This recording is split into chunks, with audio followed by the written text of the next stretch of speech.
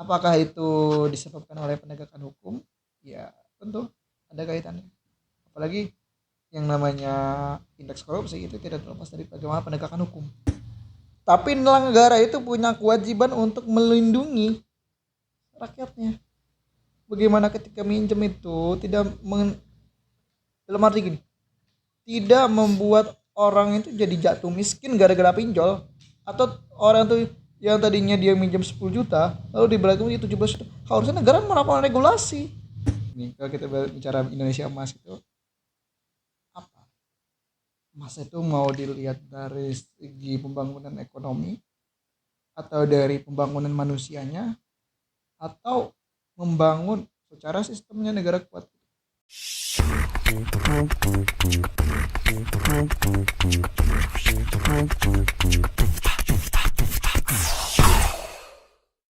berat gue sambil mikir sih tadi. Nah kalau gue pengen ngomongin juga sih apa ya, ini pertanyaan bodoh sih, Apa? ada nggak sih orang yang tidak bisa tersentuh hukum dan maksud gue kan ya gosipan lah ya, Ya, apa namanya, soal apakah ada orang yang backingnya tidak bisa? Gue jawab ya. Ada orang tidak tersentuh oleh hukum. Pada intinya kalau kita bicara hukum di Indonesia, kalau lo tahu, pernah baca, itu kan berlaku untuk seluruh pelanggaran atau seluruh jurisdiksinya tuh keberlakuan hukum di Indonesia. Kalau misalnya ada orang yang tidak tersentuh hukum, berarti bukan salah hukum ya. Bukan itu, orang yang tidak tersentuh hukum itu kan bukan berarti hukum itu tidak bisa menjangkau orang itu. Orang itu tetap ada jangkauan hukum. Dia ketika melakukan transaksi jual beli ada pertukaran itu kan ada kegiatan hukum. Jual beli itu kegiatan hukum kan? Selain kegiatan ekonomi itu dia ada urusan hukum. Tapi tersentuh hukum dalam arti apakah dia bisa diproses ketika dia melakukan pelanggaran? Maksudnya gitu kan? Nah, masalahnya ada kita nggak tahu kan? Berarti penegaknya. Iya, itu sih deh. Nah, menurut lu penegak kita udah gimana? Ini kita main pinggir jurang mulu dah nih. Oke lah, gak usah dijawab, gak apa-apa. Penegakan hukum di Indonesia Mau jawab? Gini loh. Jawab. Jawab. Oke, mau jawab. Kalau penegakan hukum itu kan sebenarnya kan itu kan bukan tugas hanya penegak hukum, tapi kita juga berperan gitu, punya peran yang sama. Kalau kita bicara mengenai penegakan hukum di Indonesia, apakah udah bagus ya? Ya kita tahu sendiri lah ya. Indeks korupsi kita termasuk indeks yang lumayan buruk. Lalu indeks pembangunan ekonomi kita nggak baik. Lalu indeks demokrasi kita tahu sendiri gimana, dan itu dari posisi yang mengkhawatirkan gitu. Nah, apakah itu disebabkan oleh penegakan hukum? Ya, tentu ada kaitannya. Apalagi yang namanya indeks korupsi itu tidak terlepas dari bagaimana penegakan hukum. Demokrasi pun juga ada hubungan dengan penegakan hukum. Bagaimana hukum itu digunakan? Ya, tujuannya hukum itu kan satu. Bagaimana kita bisa meneraturkan yang tadi kita bilang itu etik, lalu morality itu diteraturkan, dijadikan suatu panduan. Nah, ya ada norma, salah satu normanya norma hukum. Nah, fungsi hukumnya itu untuk adjust itu loh. Jadi yang jadi masalah adalah kalau misalkan hukum itu digunakan untuk menekan, untuk tujuan-tujuan lain. Jadi kan bisa terjadi. Itulah namanya kalau kita bicara hukum ternyata loophole. Ada black hole di situ. Ada apa ya, ruangan hitam yang itu bisa digunakan, dan itu sifatnya elastis. Hukum itu bisa seperti itu. Kita memaknai, misalkan gini deh, kita memaknai korupsi emang harus diberantas ya, emang harus ada penegakan terhadap koruptor. Tapi bisa jadi koruptor itu sengaja dibuat dia koruptor tapi ditahan dia tidak diproses lalu dikasih dengan imbalan politik lain itu untuk menyandra itu kejadian. Sorry, maksudnya gimana? Ini seorang dia terduga korupsi lalu dia dikasih jabatan tertentu, Terlibat korupsi dikasih jabatan, oke. Nah, kalau misalkan lu nggak taat sama gue sandra lu dengan kasus itu terjadi, itu kan berarti hukum itu kata si orang yang diberi jabatan ini semua tahu lah, rahasia umum. Oke. Rahasia umum. Semua tanpa kita cerita juga tahu. Gitu. Itulah bagaimana hukum itu dijadikan satu alat bukan untuk keteraturan, tapi alat untuk menekan. Dah. Jadi kan.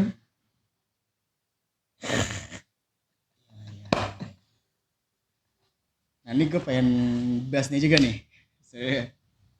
Apa nih? Sedikit berkaitan dengan yang gue nggak tahu ini penekanan apa enggak ya. UHP gimana bro?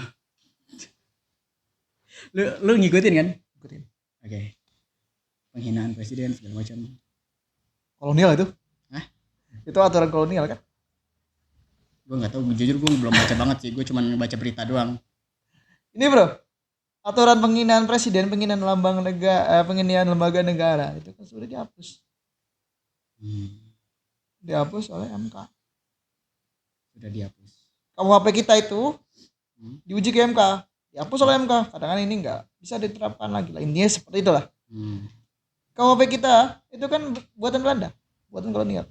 Nah sekarang mau dihitupin lagi dan KUHP. Apa itu tidak kolonial? tapi itulah yang namanya KUHP itu kan masih berlaku sampai nanti 2026 kan. Let's say. Nah berkaitan dengan itu juga tuh, gue pengen tahu soal ITE. Apa? Ada dua sih. Satu apa namanya tentang kekaretan ITE soal penghinaan di media, sama ya satu lagi soal yang ngomongin ITE kita kena ITE kan? Hah? Kita kena ITE kan? Iya pak. Gue nggak sadar. Nggak, tapi ini deh general aja, kita nggak sadar. Iya. Aman. Kita nggak nyebut subjek, nggak nyebut siapa. Lu tolong jadi lawyer gue ya, kalau ada kenapa tolong backup gue. Tolong backup gue. Gue nggak ngerti. Oke. Apa ya? Yang dikeluhin oleh orang kan ITE itu sebenarnya kan itu untuk mengatur transaksi kan, transaksi elektronik yang harusnya lebih banyak berkaitan dengan jual beli, bisnis, gitu kan, media elektronik. Tapi kok justru yang lebih banyak itu terkait dengan pencemaran nama baik dan segala macam. All about politics. Itu yang digunakan oleh penegak hukum itu. Jadi semua itu bergantung dengan politik. Coba nih singkatnya. Kan gue bilang tadi, hukum tuh kadang-kadang kita tujuan hukum memang bagus untuk adjust bagaimana hukum itu bisa mengatur mengenai transaksi keuangan, penipuan digital. Itu kan kayak gitu tujuannya. Tapi kadang-kadang digunakan untuk seperti itu. Ya berarti apa ini? Silakan menyimpulkan. Aku nggak berani lah. lu jorokin gue juga sih. Ya satu lagi nih ya, beneran nih. Ya, tapi mungkin nanti agak sedikit dipanjangin dikit. Soal apa namanya, kemarin kebocoran data. Nah itu gue cukup ini sih resah gitu. Kenapa? Yang soal apa namanya sih, gini, ya mungkin ini tolong koreksi kalau gue salah ya. Mungkin ya kita udah bisa bilang bahwa dalam hal ini negara sudah dalam menjaga Sudah apa? Hah? Sudah apa? Sudah dalam menjaga data rakyatnya gitu loh. Yang kita ngomongin fakta kan? Fakta. Ya. Nah, tapi gue masih takut. Lu backup gue ya. Nah, gini. Gimana? Dalam hal ini negara bisa dihukum gak sih? Negara bisa dihukum. Sesimpel itu sih pertanyaan gue. Negara itu bisa dihukum tidak sih? Ada konsep negara dan pemerintah. Oke. Nah, berarti pertanyaan gue, pemerintah bisa dihukum tidak sih? Ini makin terarah. Enggak, mungkin kalau lu cuman singkat bisa atau tidak aja juga boleh. Ini. Salah satu upaya kita untuk menghukum negara adalah melalui pemilu. Menghukum pemerintah adalah melalui pemilu. Kita kalau nggak tahu nggak bisa kerja ya kita nggak pilih. Itu kan udah lewat. Kadang-kadang mekanisme pemilu juga kadang dibuat sedemikian rupa sehingga orang-orang pemilu kan nggak cuma satu aspek doang, nggak cuma masalah kebocoran data doang, kita nggak bisa dipilih lagi, banyak faktor lain. Ya lah soal bansos dan sebagainya itu ya jadi salah satu yang berpengaruh juga, dan ya karakteristik pemilih kita juga pengaruh. Lalu yang selanjutnya adalah apakah bisa dipersalahkan? Ini pemerintah itu kan nggak cuman menteri, nggak cuman apa, tapi penegak hukum juga masuk pemerintah, bagian dari pemerintah. Nah ini kan bagaimana, siapa sih yang menyebabkan ini kebocoran data? Kira-kira ada nggak aspek pidananya? Kira-kira ini karena murni karena kita nggak hati-hati atau emang karena ada hal tertentu? Kalau kita nggak hati-hati, sistem kita jelek itu karena sistem yang murni jelek, atau karena yang hackernya itu bagus terlalu pintar, atau karena sederhananya sistem kita emang dilemahkan dengan adanya korupsi gitu-gitu. Nah itu kan kita bisa di situ. Kita punya kewenangan, kita ada lembaga yang berwenang mengenai hal itu, dan kita punya lembaga yang baik, kinerjanya baik, dan gue rasa nih orang-orang di sana, orang pintar di sana bisa mengusut gitu. Jadi ada political will nggak untuk itu?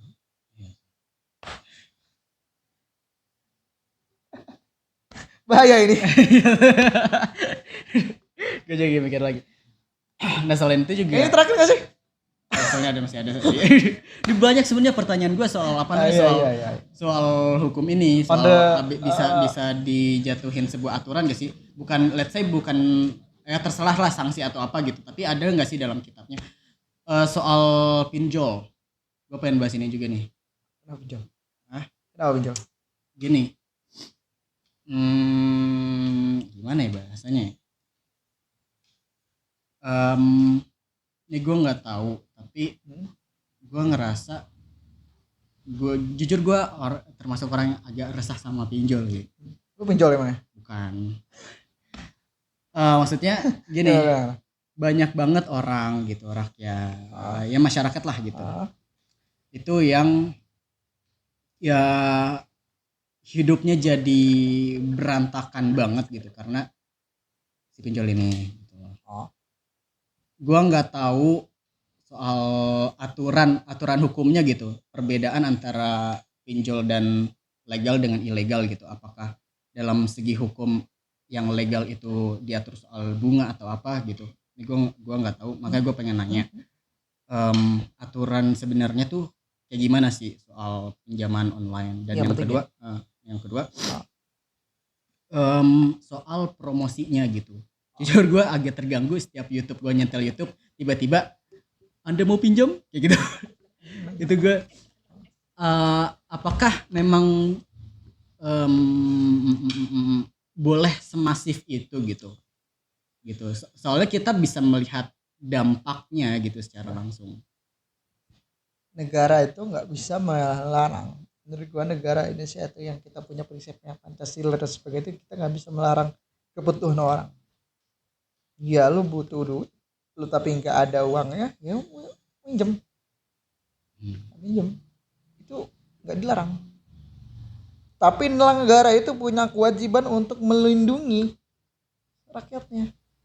Bagaimana ketika minjem itu tidak Dalam arti gini, tidak membuat orang itu jadi jatuh miskin gara-gara pinjol, atau orang tuh yang tadinya dia minjem 10 juta lalu diberlakukan menjadi 17 juta. Harusnya negara melakukan regulasi.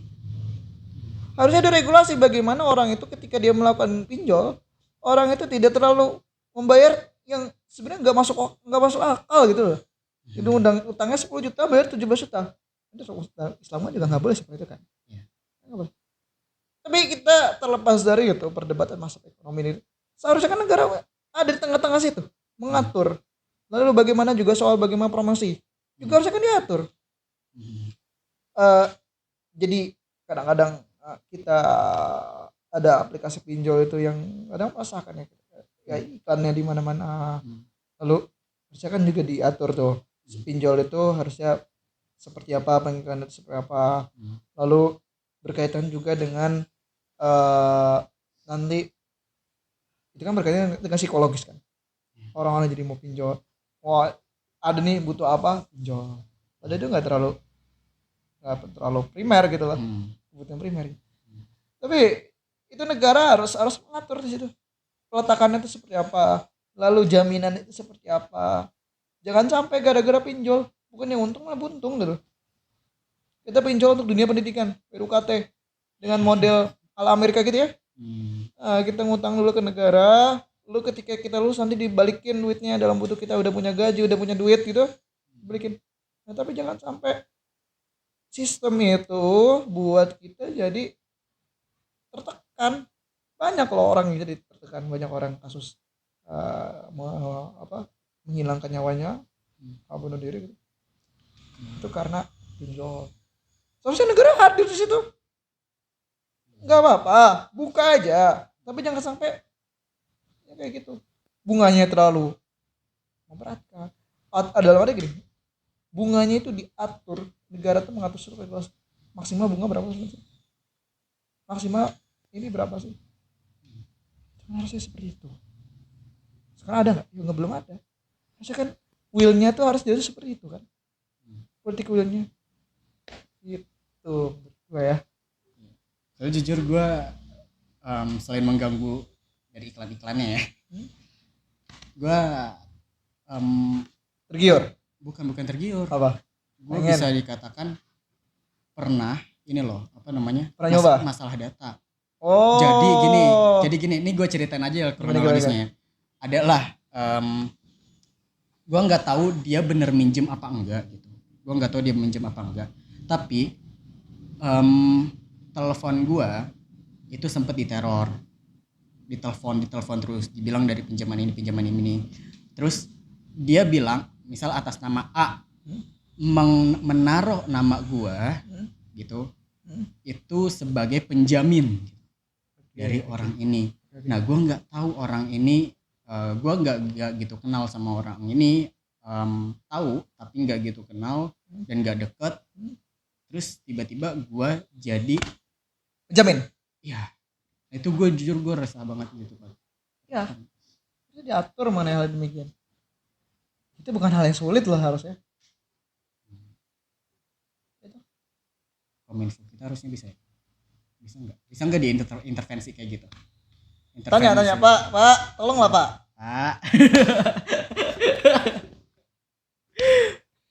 Oke lah. Makin sini makin berat. Udah terakhir dah. Ini terakhir dulu lagi dah. Gak, ini terakhir harapan lu, kesimpulan. Harapan terakhir. Ini harapan untuk menjadi terakhir atau benar-benar lu minta harapannya? Gua mau nanya apa harapan lu untuk Indonesia ke depan. Dan ini salah satu pertanyaan template. Enggak template banget juga sih, baru kemarin gue tanyain ke orang sebelumnya. Menurut lu Indonesia emas 2045 akan terwujud apa enggak? Dan apa harapan lu? Mau jawaban jujur atau jawaban yang ready di on cam aja, balik lagi. Yang siap di on cam. Indonesia maju itu mau dinilai dari segi apa?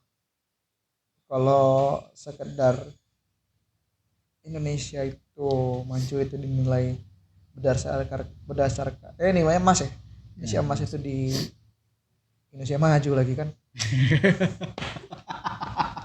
Oke, lanjut. Indonesia Emas. Indonesia Emas itu mau di kacau nih gue. Gak apa-apa, nanti gue bisa dip kok kalau lu mau. Bisa gue bip kok, sorry. Gue inget Kim Plus loh. Ya Indonesia Emas 2045. Nah, Indonesia Emas itu kan ini kalau kita bicara Indonesia Emas itu apa? Emas itu mau dilihat dari segi pembangunan ekonomi atau dari pembangunan manusianya atau membangun secara sistemnya negara kuat. Kalau kita mau Indonesia Emas hanya dilihat dari pembangunan ekonomi mungkin bisa. Gross domestic bruto tersebut bisa. Kita negara untuk menghasilkan produksi atau jumlah uang yang beredar kita menjadi top 5 bisa. Tapi bagaimana, apakah itu kita menjadi pemain utama dalam negeri sendiri? Apakah hanya ingin menjadi top 5 negara dengan GDP tertinggi? Apakah itu cuma itu? Tapi kita tidak mengambil peran? Rakyat kita nggak mengambil peran? Itu kan? Kalau cuma itu bisa. Tapi kalau misalkan kita berperan, kita memainkan percaturan politik internasional, kita memainkan percaturan ekonomi internasional, kita ikut terlibat dalam banyak percaturan di dunia internasional, lalu kita punya ya power, kita punya bargaining politik, itu sulit. Yang kayak gitu kan kita butuh yang namanya pendidikan. Bermula dari pendidikan. Bagaimana pendidikan kita kan kita selalu sendiri. Berapa? Mohon maaf, IQ kita tuh rata-rata 78,9. Itu kayak sulit sebenarnya. Lalu bagaimana kita bisa menyiapkan infrastruktur yang menunjang bagi ini. Infrastruktur itu nggak hanya dibentuk beton, jalan, enggak, tapi kita bisa membuat infrastruktur kayaknya penyediaan bagaimana kita bisa belajar alih fungsi teknologi itu salah satu untuk infrastruktur. Ya menurutku gue bisa kalau yang tadi yang pertama, tapi untuk yang kedua PR lama. Ingat, ingin menjadi suatu negara maju dengan cepat juga ada konsekuensinya. Lihat Korea Selatan. Itu jangan sangat cepat ya, hanya lonjakan teknologi itu 30 tahun nih. 30 sampai 40 tahun lah ya. Itu 60-an, 70-an awal Korea Selatan itu kan bukan jadi apa-apa. Tahu-tahu dia meledak jadi negara maju dan efek sosialnya juga tertinggal sepertinya berada di belakang. Jadi ya untuk menjadi Indonesia Emas itu banyak faktor ekonomi, faktor bagaimana kebudayaan, peradaban dan juga untuk manusianya juga, untuk kecerdasan itu enggak hanya kecerdasan intelektual, tapi juga kecerdasan mental, kecerdasan bagaimana kita bisa beradaptasi dengan negara lain. Itu yang salah satu poin utama gitu. Itu ya kalau tujuan Indonesia Emasnya yang kedua itu butuh waktu dan kita siap gak kalau misalnya untuk mengakselerasi itu dengan cepat, itu siap gak? Gitu bro. Ngambang gak? Ngambang? Enggak. Enggak, gue mikir aja. Itulah closing statement dari Nur Fauzi. Yaudah kita tutup saja pertemuan kali ini dan ya nanti mungkin gue main ke rumah lo ya. Boleh. Wah, kita mungkin kita juga nanti kita lagi nih jalan-jalan kita buat boleh. Atau gitu. Kita uji aksesibilitas di Indonesia. Ya. IKN. Boleh. tolong ini diundang Pak. Ke IKN Pak. Ya sebagai surveyor. Ya, surveyor. Ya. Ya itu. Dan saya juga berdoa semoga ya tidak ada semacam somasi atau apa di video ini. Gue berdoa pokoknya gue berlindung di balik Fauzi lah pokoknya. Gue berlindung kepada Tuhan yang Maha Esa. Ya, amin. Ya oke, teman-teman silakan kalau yang punya opini. Baik lagi yang semua kita di sini adalah ya opini kita dan teman-teman kalau opini punya Farhan. Anjir, kan gue nanya aja deh Oh, tadi. iya. Ya kalau kalian punya opini lain, pendapat lain, silahkan komen di bawah dan kita akan diskusi di sana. Nanti Fauzi juga ikutan. Oke, thank you very much semua. Boleh. And see you next time. Bye.